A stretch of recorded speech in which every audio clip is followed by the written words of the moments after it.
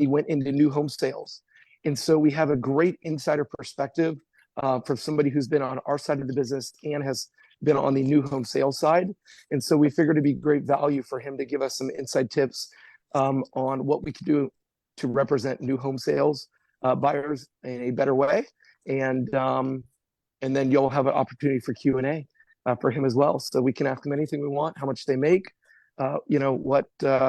what he sees agents, hold gaps in their business and conversations being, and what we can just do to do a better job and add value in that process. So I'd love to hand it over to JW and let him take it over.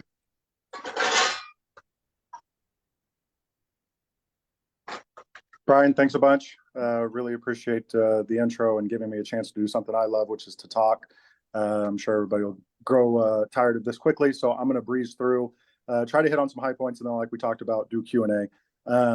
So first and foremost, I think the number one thing that gets missed out on when agents do new construction is communication. What was that? So, can everybody hear me? Okay. Yep, we can hear you, JW. Okay, so hey, JW, so hold on, sorry, hold on, guys. Hey, everybody, I need y'all to mute out. I can't mute you out. If you've come in and you're not on mute, please do that. Sab, mute them as well, because otherwise it's a distraction. Thanks, guys. Yeah, so like I was saying, I think the number one thing that we miss out on as agents and as on the new home side is the collaboration piece, the communication piece. So what I always encourage when I'm working with realtors, when I'm working with really anybody on the other side of a transaction, it's the same thing.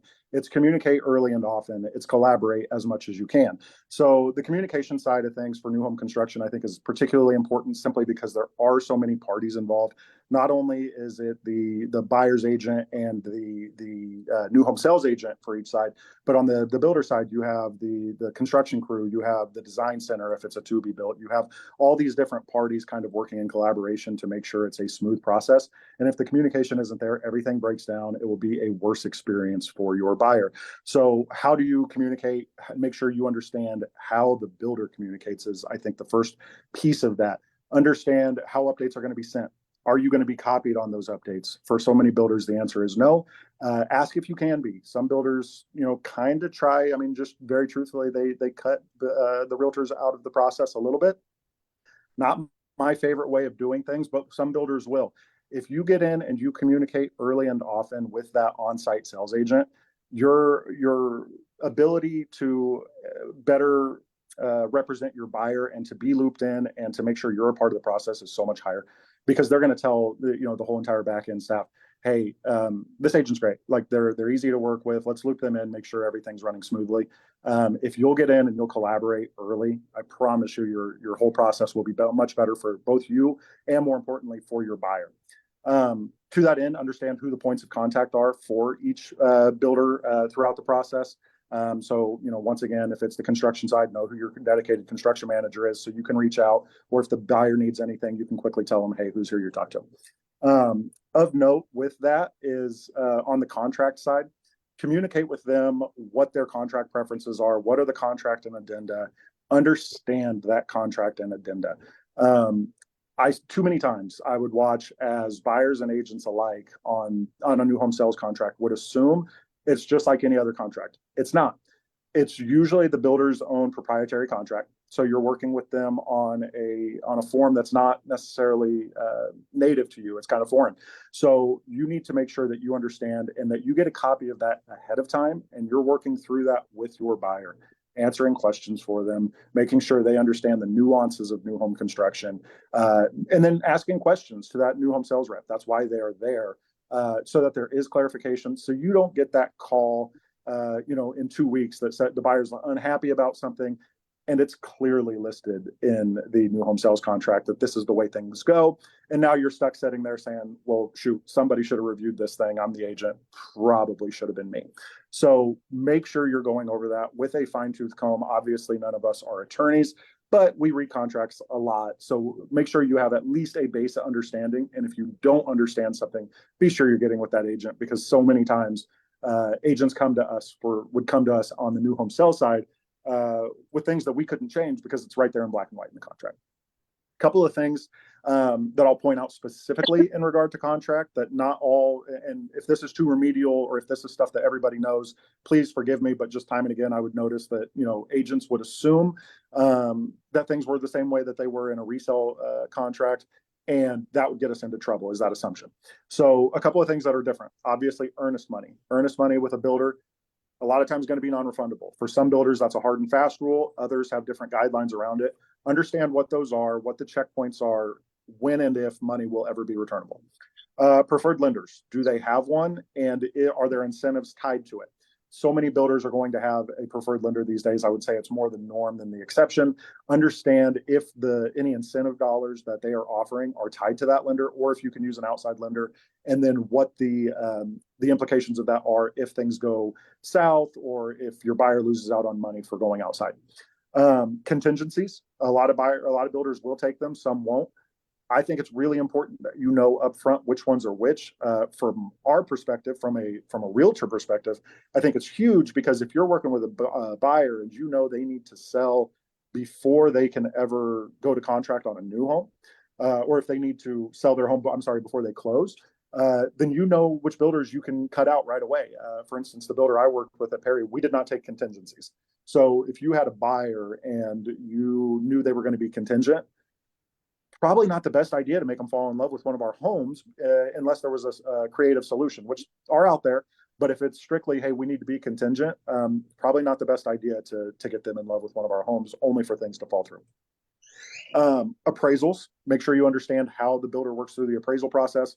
Unlike with most, there's usually a clause in there that says, hey, we're not doing anything. It's dependent upon the buyer to make up any appraisal shortfall. That is not a hard and fast rule. Again, some builders, hey, like any of us, to save a deal, they'll do some things. But just know that right there in black and white, it usually is going to tell you not going to happen. Know when your third-party inspections occur, when throughout the process. A lot of buyers will want to do third-party inspections throughout the process. So you might do it at frame. Obviously, you do it at completion, maybe a drywall. So know when your buyers want to do that and what the procedure for doing so is. And then finally, investors. I would make sure to understand their investor policy. Some builders will work with investors, some will not. Beyond that, understand your timelines so you can prepare your buyers accordingly, I would say, is the next step of that, to make sure that your buyers are ensured a smooth process.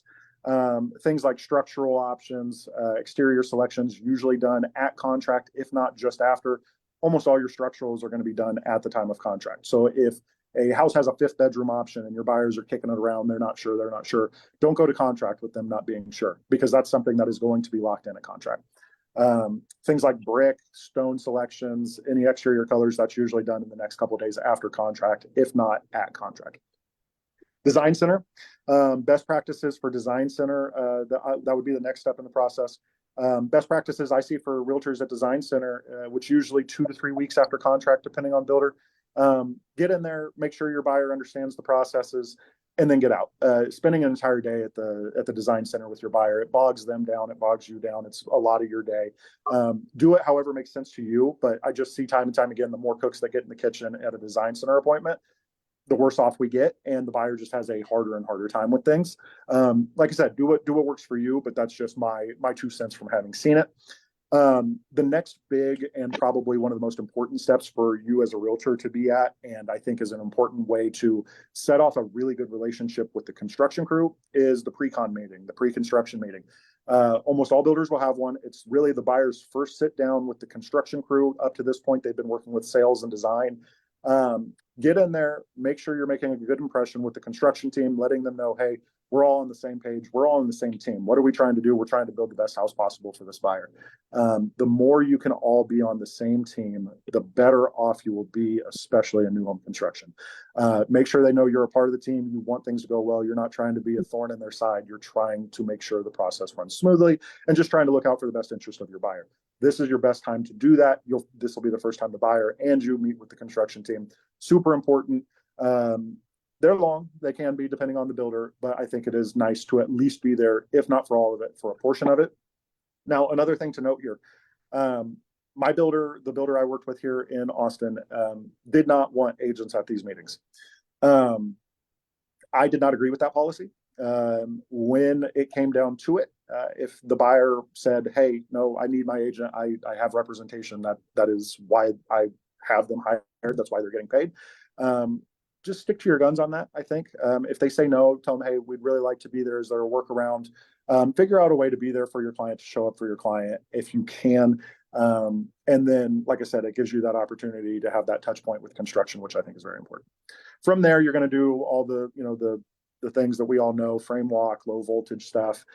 Inspections would come next. Third-party inspections, like I said, I think they're vitally important.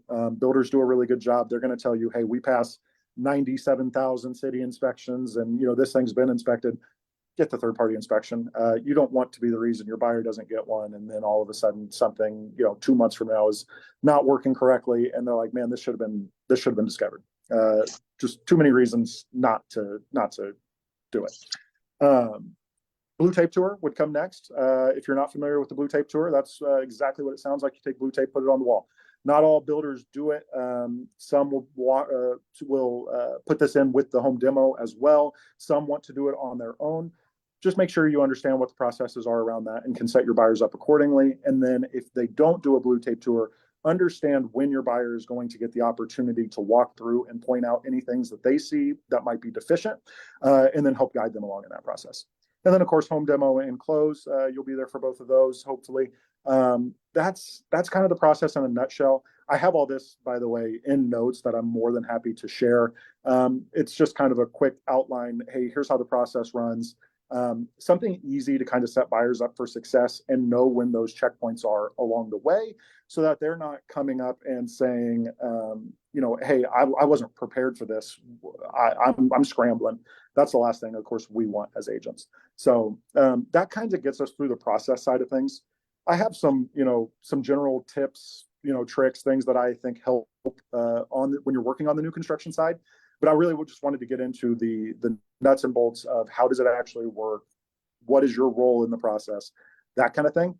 So before I jump into anything else, I'll ask, does anyone have questions, process related to anything that, that sprang up when I was talking?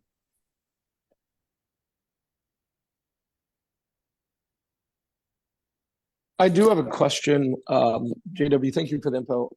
So do you recommend a buyer getting an inspection almost 12 months after the closing? Because typically it's a 1 year cover everything warranty. What do you typically recommend on that? Absolutely. Really, really good question. 100%.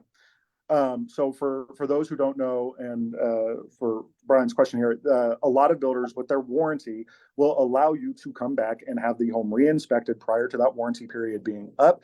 And then any deficiencies found, they're not going to take care of things like paint and things that are deemed to be wear and tear. But if there's mechanical issues, if there's something that comes up that think of it as a warranty item. If it's a warranty item that an inspector finds that maybe your average homeowner wouldn't, absolutely that's going to be taken care of. For instance, the builder that I worked with, we were a 2-year whole home warranty. So we would encourage people to come out, if they wanted to do it at a year, great, just to make sure they were on top of things, but then coming out again at 22, 23 months to make sure they were getting another inspection done, and then having all those items addressed. 100%, I would always recommend that, and make sure your buyer knows that that's an option to them.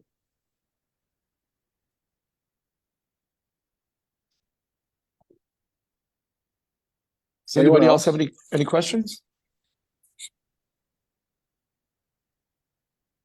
How many of y'all are working with new builders?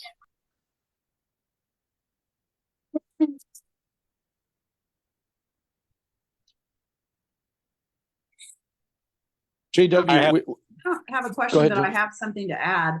I just had a deal close in December. It was kind of contentious with Pulte Homes. And when my clients had put the offer in on this house, interest rates were probably 2 full points lower, right? And then by the time it closed, interest rates had skyrocketed, and their mortgage payment, they were really going to be struggling. So they were trying to negotiate, some type of 210, 321 or 21 buy down or in any kind of help. And they helped a little bit. But the thing that was really shocking and hurtful is these clients, I'd help them buy 5 homes. And so I was happy to give them a contribution to my closing, a contribution to their closing costs out of my commission. And Pulte refused to let me do it because it wasn't negotiated from the get-go. So it was very challenging situation. So just have that be a heads up. Yeah, it's a good point. What unfortunately we see is if it's not at contract, a lot of times the builder doesn't want to hurt their comps, which, to a certain extent I can understand. But in that situation, that's one where you hope the builder has a little more leniency. That's no good.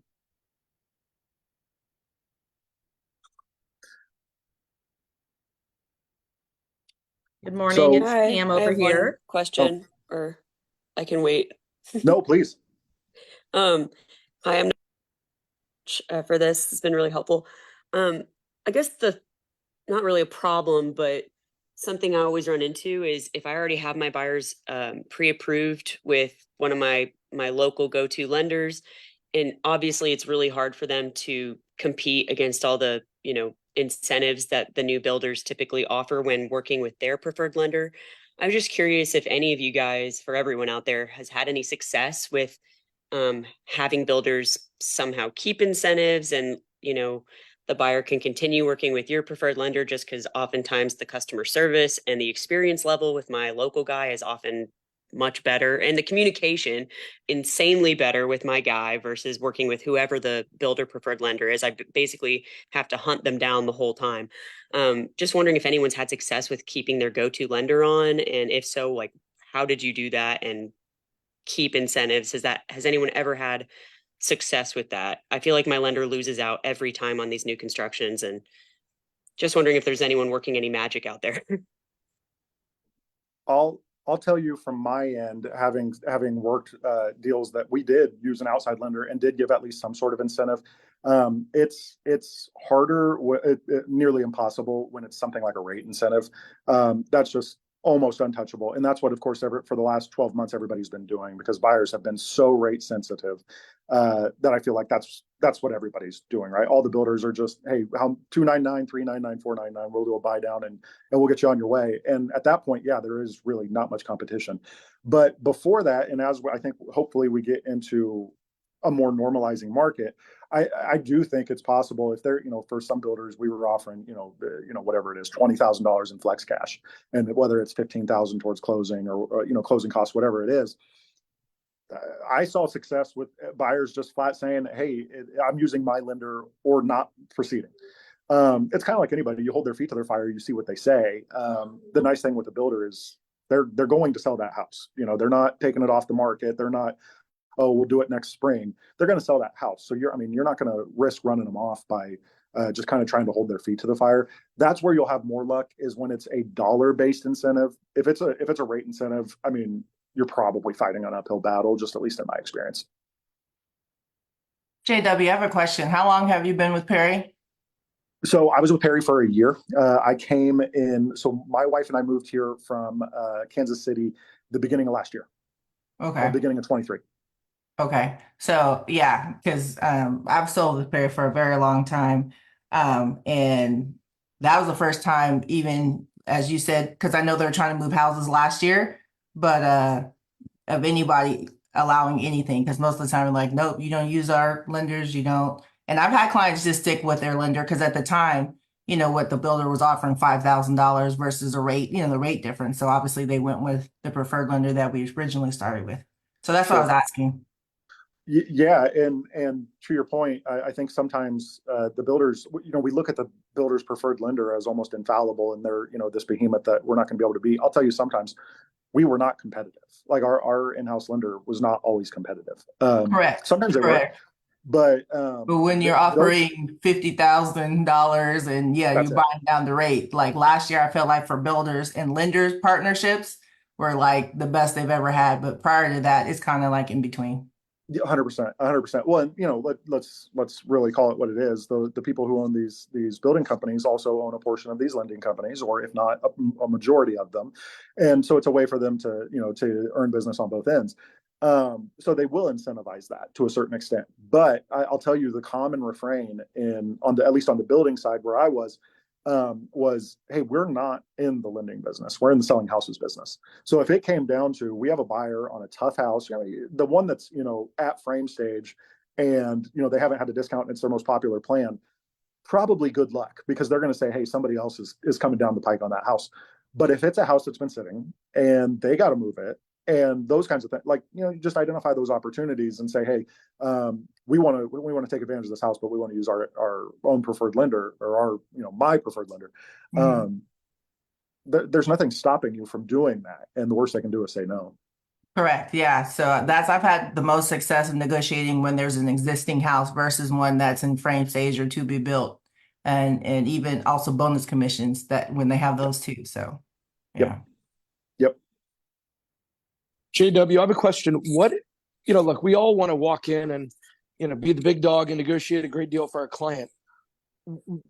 What kind of flexibility do these builders simply have on the price? Where do you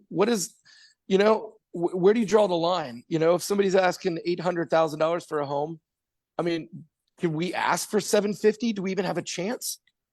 Yeah, it's a good question. So a lot of that will be, dependent. You get a lot of information based off of what their stated incentive is, right? So if the more aggressive that incentive is, the more likely that builder is to, to be moving on product. The other thing I would always encourage, on the real estate side, I would have never told you this, in my capacity as a sales professional, take a look at how much inventory they're carrying versus how much they were carrying at different points in time, because most builders aren't going to overnight, change their risk profile. So if this is somebody who, for the longest time has been sitting on, 12, 20 homes, 30 homes in a given area, in a division, and now all of a sudden they've got 50 or 60 on the ground, you're probably seeing somebody who wants to move it. It's so hard to say. Product size obviously delves into that a lot. So, if I'm selling a 40-foot home versus if I'm selling a 60-foot lot, I've got more on that 60-foot just by virtue of, I've built more in.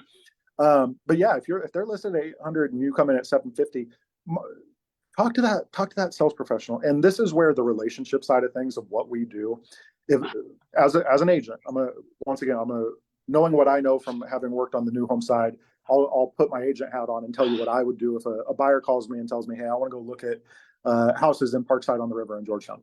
Okay, great. I'm going to go out. I'm going to take a look I'm going to meet with some of those on-site sales agents before, if possible. If not, I'm going to shoot a phone call over. I'm going to know somebody in there so we don't walk in the door cold. And I'm going to get to know them. Hey, how are things going? What's going on? I have a buyer who's looking for this. What are things looking like for you?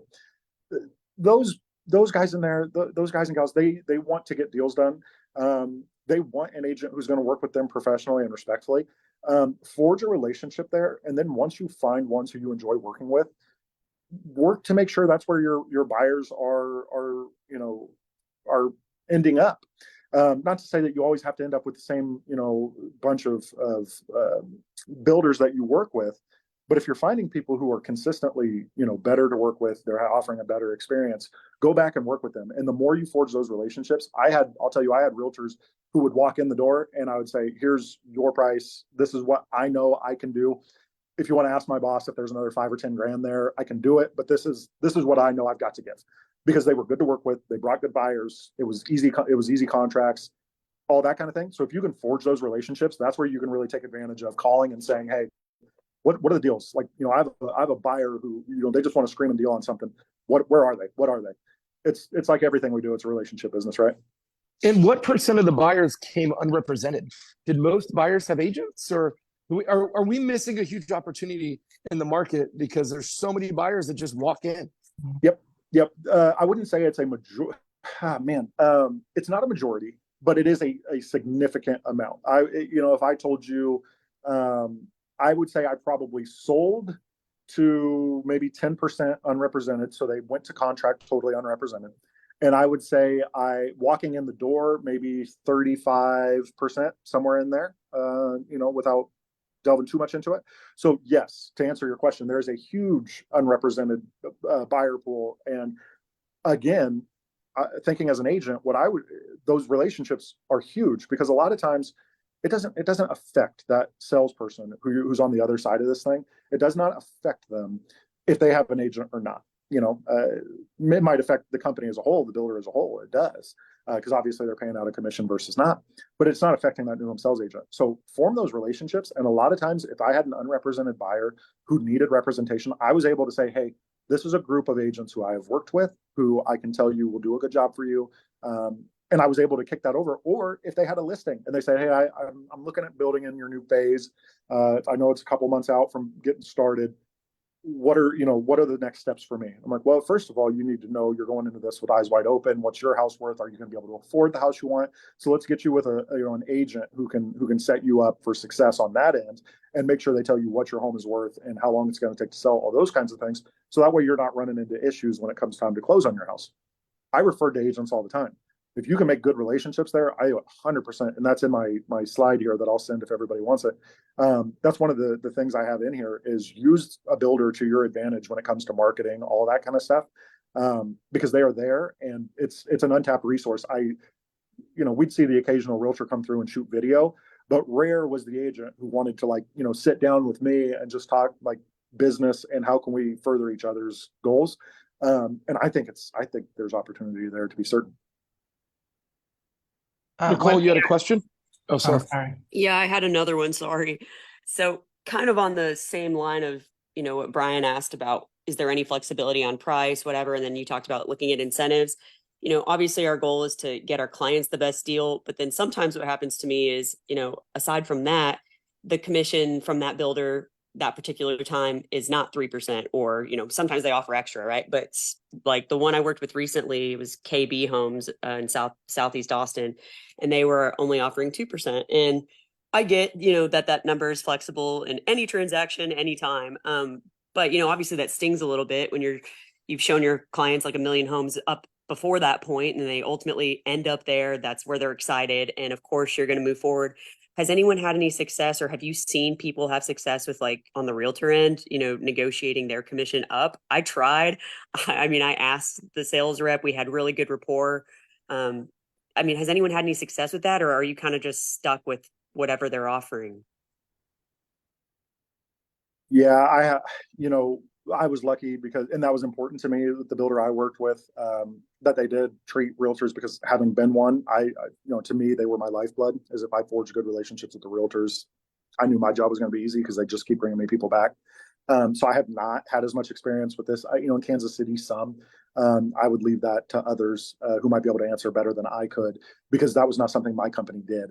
My wife also in new construction, and I don't think that's something they've ever done either, is cutting commissions. I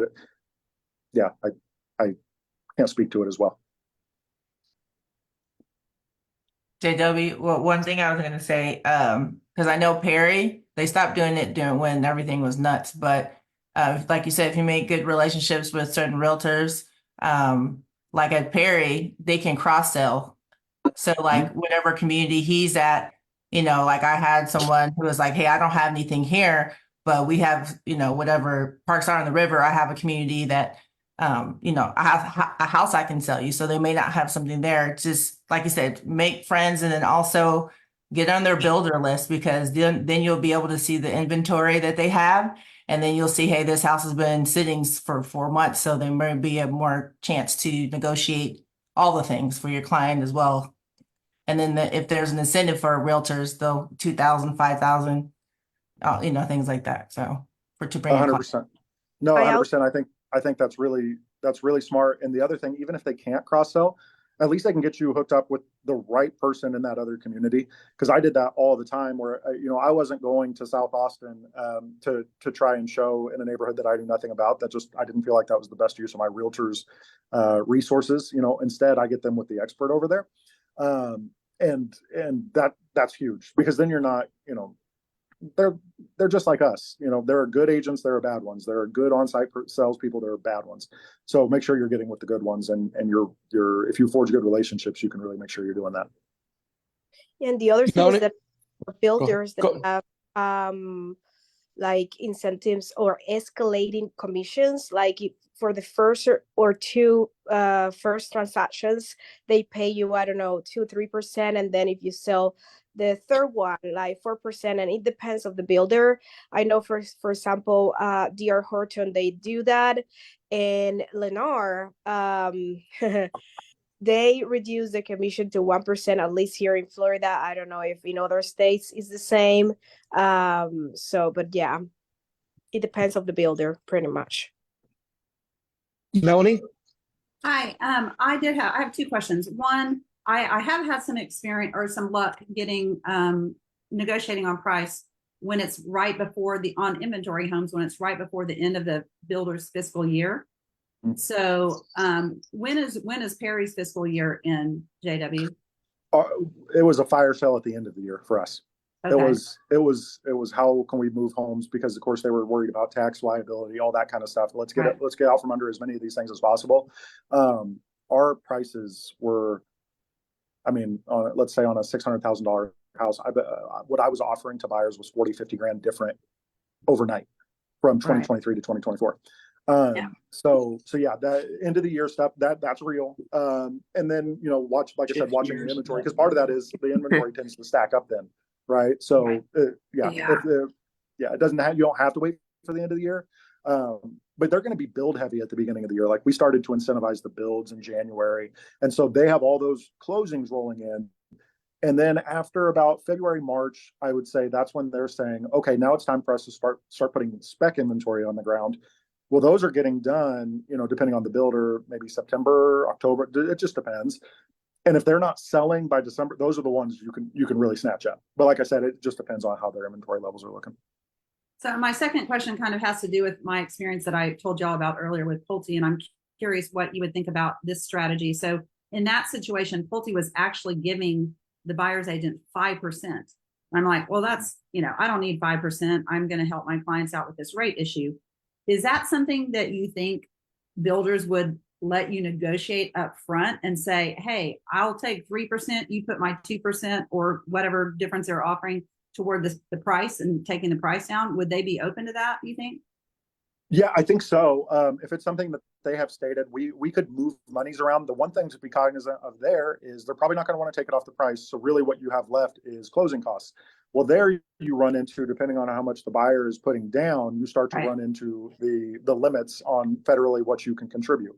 Exactly. So as long as because of course you want to, like, if the builder's offering 5% on the commission side, plus they'll pay, you know, 3% of your buyer's closing costs, you don't have a whole heck of a lot left to give. So the builders are so the builders are more concerned from a comp perspective with the top line sales price, not their net. In that case, yeah, because if it's something that's going to show up and hurt the ensuing comps, they're already given that, you know, extra 2% away as far as they're concerned, you know, so that's baked into the price. But part of that is them kind of artificially inflating their sales prices so that they can, you know, if they want to take advantage of a market. I think that's part of what that is. So in those cases, what I would say, you know, hey, I don't want my 2%, you know, I'm gonna credit that back to the buyer. You can do that up front. Does the buyer want blinds? Does the buyer want, you know, or gutters? Does the buyer want any of these other things that, you know, they were already going to spend the money on? And can you do it that way and get a little more creative? And sometimes I would say more often than not, the builders are willing to do that. Thank you. Does anybody else have any questions, or do you want to? I have a question. Yeah. I just had a question regarding, I guess, like the pay structure, because I represent some builders here in El Paso as well. So I just wanted to know, I mean, is there like a certain amount we should be, you know, working for, or is it kind of we're just representing the builder and if we get leads out of it or whatever? I don't know. How does it work with you guys as far as that? Are you referring to you just list some of the builders' inventory on the MLS? No, so like I represent them as like a sales representative. Mm-hmm. So I kind of sit for them, do some open houses, maybe like a few times a week or a few times a month. And I just wanted to see if like the pay structure matters, or if we should be really concerned about that, or kind of just, you know, growing our business. I guess if that makes kind of sense. 100%. So this sounds more to me like what I was doing in Kansas City, where, so correct me if I'm wrong, you're a realtor working on behalf of the builder as your seller. Like you're just Yes, representing. Yeah. exactly. I'm representing the builder, and then I do Yeah. some realtor on the side. Yeah. Yeah. So here with Perry, I was an employee when I was doing that. So that was a little bit different. But in Kansas City, when I did that, exact same thing. We would represent builders throughout the community. And, you know, a lot of, we were big in new construction. A lot of teams would really lower those commissions and treat it exactly like what you're talking about as a strategy to get buyers. They would almost, you know, with all the marketing dollars you're spending, assuming you're spending, you know, quite a bit on that. If the builder wants to see certain things, they were okay breaking even, and they're saying, okay, we're gonna do these. They're built-in open houses. If the buyer comes through and is unrepresented, we're gonna try to pick that up. You know, those kinds of things. In terms of actual dollar numbers, I mean, I saw some that were getting gnarly, where like they were, you know, 1.25 or less in terms of what they were charging to the builder in terms of a percentage. And then a lot of the times the developer wanted a kickback. So I don't know what you've got negotiated, but I think I'm sure there are forms for it, and I'm more than happy if you want to drop in the chat or anything like that. I'm more than happy to reach out to people who I still know there and like what's the going rate on that kind of thing right now, because I've just been out of it for long enough. I don't know. You know, the world has changed immensely since I've done it. Yeah. So I can't speak to it 100%. No, yeah, I would definitely have more information on that. Should I drop my email or? Yeah, drop your email, and I'm more than happy to reach out and see if I can't, like, hey, this is what I'm kind of hearing. Obviously, it's going to be a little bit different market, but at least it's something to go off of. Exactly. And see if, you know, somebody has some better tips for me. Okay, awesome. Yes, thank you so much. I really appreciate the advice. Of course. Any other questions? Okay. All right, if no more questions, what I'd love to do at the end here, we have about 15 minutes left, is I'd love to get everybody involved. Want to hear from everybody. If we can go around, just give a quick 30-second on maybe a win that's occurred in the past week, or share a way that you are reaching out to your clients to create more business. I think that would help everybody. We all probably wonder, where is business coming from? How are other agents getting them? And everybody has so many great ideas. And if we can go around, I think that would be very helpful if y'all want to participate. So I'll go first. How about that? So I've just implemented something called HomeBot, and HomeBot is a touch point. You can upload if y'all don't know about it, it's an incredible tool. I'm very new at it, but I've already seen incredible results. And you upload your sphere of influence, your client's information, name, phone, email, address, and it sends them a monthly update with the value of their home and creates engagement. And so it's very inexpensive. It's like $25 a month for 500 contacts. And as soon as it got sent, I didn't even know it was sent. And then people started pinging me, reaching out. Oh my God, this is so cool, blah, blah, blah, blah, blah. So that's my tip for the week that I'm doing to try to engage more with my sphere. Anybody else want to share what's working for them? Can I go next? Absolutely. Sure. Hey, everybody. So one thing that I know that I see every single realtor on the internet doing is talking about why people should be buying instead of renting. And I'm assuming you're all seeing the same thing. So instead of fighting that, what I've started to do, along with what Brian suggested, is take rental listings. Okay. Not working with a renter, taking rental listings. Okay. Where you basically get the entire month rent, whether it's like $2,500, $3,000 per month. Okay. And that's going to get you a whole ton of leads that you can then play with, whether it's now or down the road. And I just did this with one where I had a rental listing. Okay. I generated a whole bunch of leads. I had somebody come in and I started asking them the qualifying questions with my script, finding out like why they're renting, why they're coming to the area, what their timeline is. And then I found out, hey, they're going through a divorce. This is why they're buying, but they'd like to buy, or why they're renting now, but they'd like to buy eventually. So then I connected them with my lender, and we find out that her credit and her income situation wasn't as bad as she thought. And now she's under contract to buy a house instead of renting. That's good. Incredible. Anybody else? What are we doing to get creative, to reach out to our clients and create more business?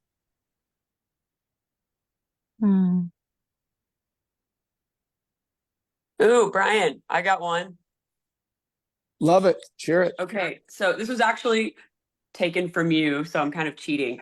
But so you know how everybody always posts the like, for sale, under contract, just sold on Instagram or Facebook. And it's like, yeah, everybody does it. And like, should we be doing that? Like, stay in front of people? Maybe, but like, how do you take it a step further? I mean, people, it's just like white noise after a while. So Brian was like, hey, have you tried the green screen setting on Instagram? And I guess I've always just scrolled past it. I never really noticed it.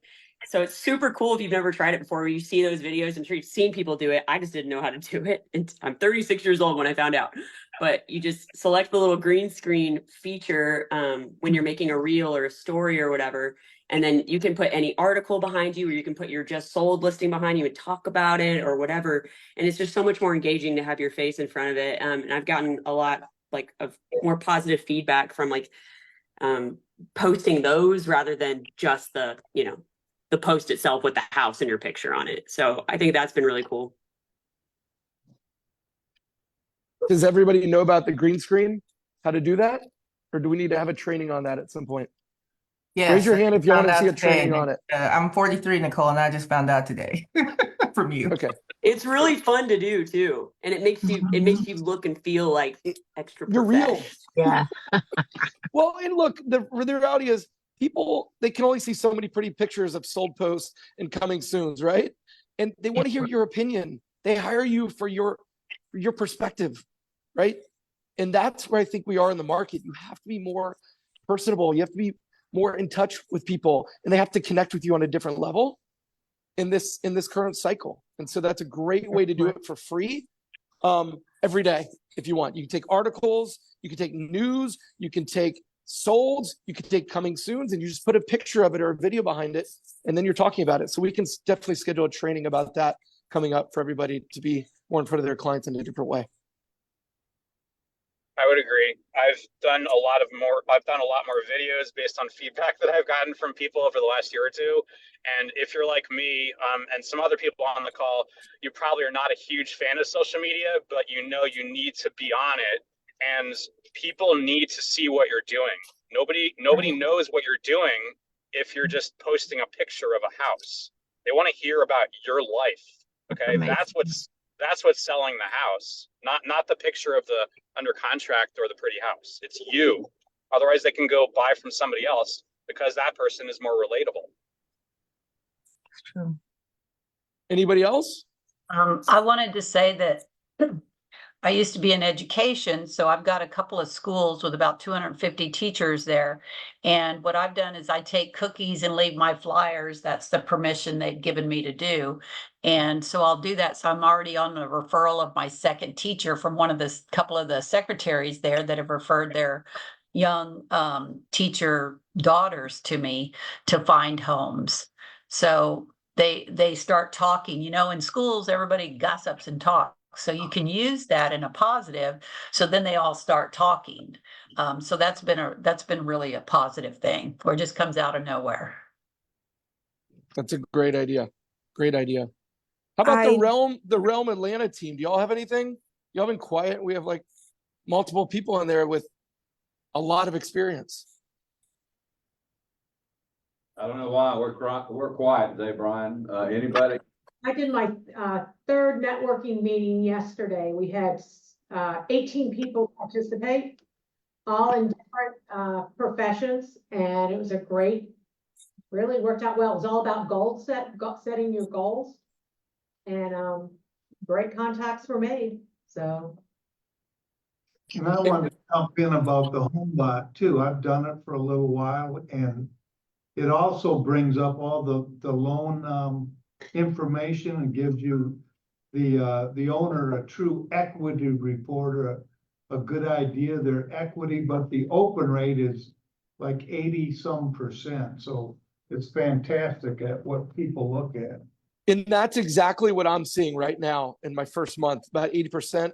And that's what the lender who told me about it told me it would be, and he's spot on. So I think that's pretty similar across the board. Do you have to be connected with the lender to use the HomeBot, or is It's better to set it up. When you set it up, connect it with the lender. So I connected with the lender that who shared it with me. He should be rewarded. He gave me a great idea, So he then gets reports on anybody that's clicking on potential refis and whatnot on there as well. Usually the lender pays for it, by the way.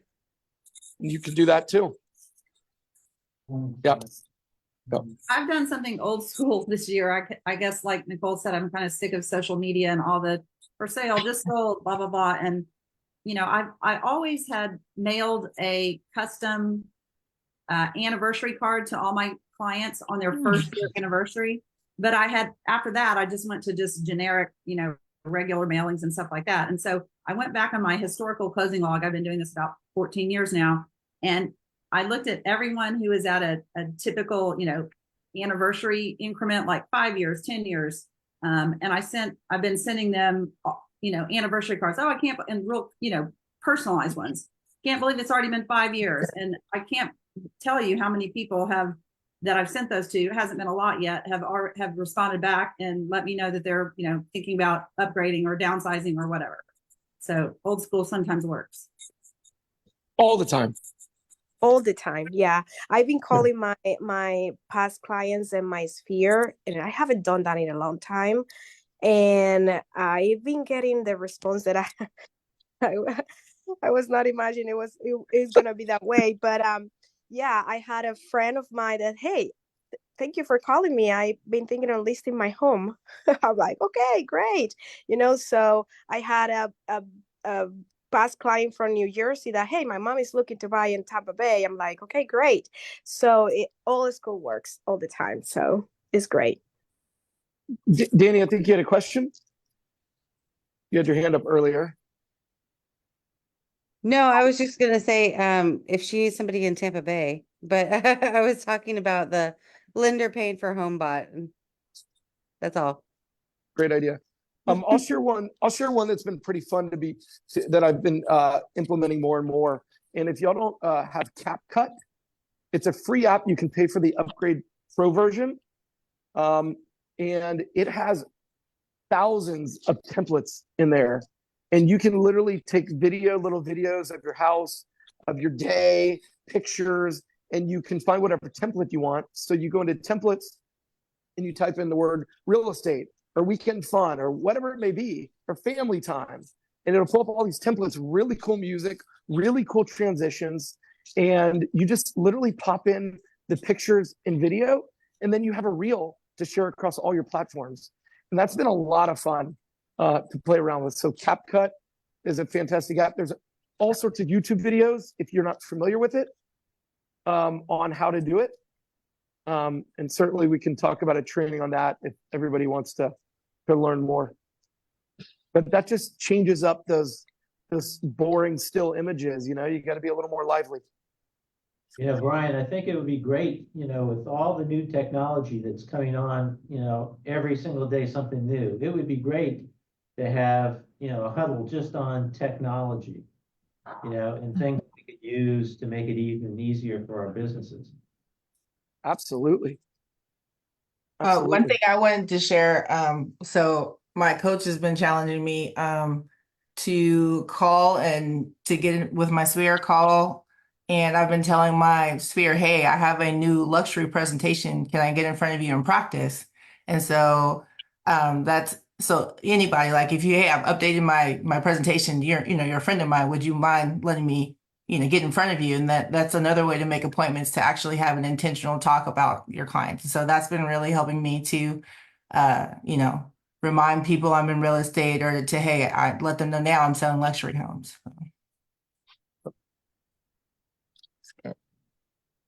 I took Todd Bailey's idea. I don't think he's on, but I sent out Valentine's cards to everybody. And I said, I hope you get lucky on this Valentine's Day. And I put a $1 scratch off ticket in there, and people have just loved it. I use those all the time. I love it. And everybody does. And it's the cheapest thing ever. Best idea. It was great. Those are great for St. Patty's Day too, about, hope you have a lucky day. Yeah. Yeah, there you go. I've got another Todd Baileyism that I've copied over the last couple of years in case no one else, or in case some of you are not using this and you are like, oh my God, like I was. Todd always prints out his pre-listing booklet in either hard copy or whatever, along with, this is the key, along with fresh flowers. And he always delivers it before his listing appointment, usually the day before, but sometimes you find out about a listing appointment same day. That happened to me just recently, and I was up against multiple agents, and I only had time to deliver it, 4 hours early. But I took a picture of it, let them know I dropped it off, checked with them first. Hey, is it okay if I drop something off, so they weren't alarmed seeing someone come up to their house? But I'm sure ultimately they decide to work with you for lots of reasons, mostly because they like you, feel like they can trust you. But I'm just saying those little things don't hurt. It's not a bad idea, and it definitely sets that great first impression in their mind. So whatever you can do to stand out and make you memorable against the other people is always a good thing. Absolutely.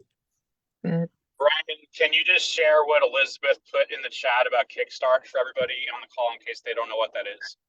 Yeah, I don't know a ton about it, but I know enough to explain, I think, the basics. There's a program that EXP has, a coaching program that they're putting out called Kickstart that starts, I don't know, maybe somebody knows what day it starts, maybe today or next week. And it's, I think, a 8 or 12 week program that's basically about accountability and production. So for those of you who want to get in it, I think it may have been yesterday, Brian, but I'm not positive. But It started Wednesday. okay. And it's 6 weeks. There you go. Several people in my downline did it the first time they did it, and they loved it. They said the speakers and everything was fantastic. Elizabeth just sent us something in the chat saying that it starts soon. It started last Wednesday. But I'm sure you can still hop on. Okay. So, yeah.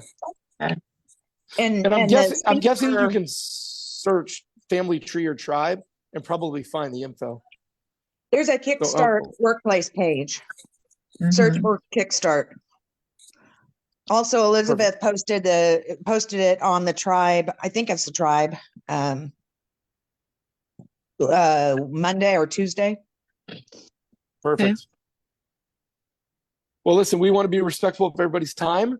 JW, thank you for that wonderful discussion about new construction. I think you provided value for people and everybody's wonderful ideas. And let's just come up with ideas that people want to hear about and provide recommendations on that. And then I think Elizabeth and everybody can provide, set up speakers and presentations based on that. So speak loudly. Thank you so much.